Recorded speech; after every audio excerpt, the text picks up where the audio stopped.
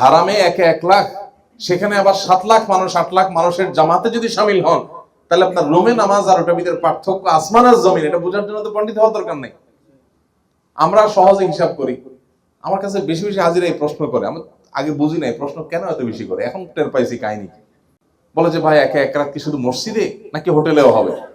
যখন শুনে হোটেলেও হবে খুশি হয়ে যায় বাকবাকুম, মানে তাহলে তো বাঁচা গেল মাশাআল্লাহ, এখান থেকে শর্টকাট মেরে দিব।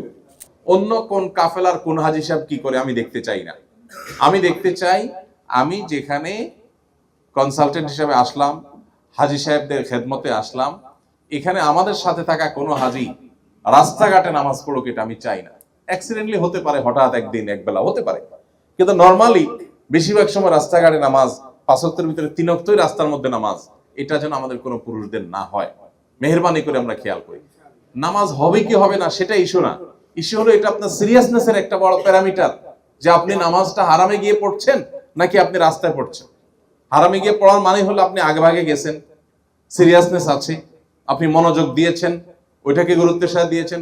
আর রাস্তা পড়ার মানে হলো হোটেলে বসে বসে গল্প করছেন, আড্ডা মারছেন, হ্যাঁ, দেশে ভিডিও কল করছেন, গরু ছাগল দেখছেন, এসব তামাশা করছেন, করতে করতে টাইম চলে গেছে, পথে যায় নামাজ ধরছেন। আমরা এই জিনিসটা যত কম করতে পারবো তত আমাদের জন্য ভালো ইনশাআল্লাহ।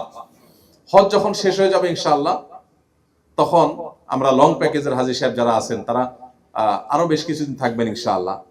হজ তো শেষ হয়ে গেছে, তখন একটা মুড চলে আসে যে হজ তো শেষ, আর কি, জান্নাত তো গ্যারান্টেড হয়েই গেছে, এখন আর আমলের দরকার কি। এখন পানের বাটা টাটা নিয়া মুরব্বীরা মোটামুটি রুমে বসে মজলিস জমায়, আর ইয়াংরা তারা ওই যে কোল্ড ড্রিঙ্কস নিয়ে বসে, বসে তারা একটু আড্ডা ফাড্ডা জমায়, দেশে কার ঈদ কেমন কি হইলো না হইলো, কোন রাজনৈতিক নেতা কি বললো কি না বললো, সামনে নির্বাচনে কি হবে, দেশের কোনটা হবে না হবে, এই যে আলাপ সালাপ, এগুলো করতে করতে দেখা যায় আমাদের সময় চলে যায়। আল্লাহর ওয়াস্তে হারামের এই সান্নিধ্য, এটাকে আমরা এক মুহূর্তের জন্য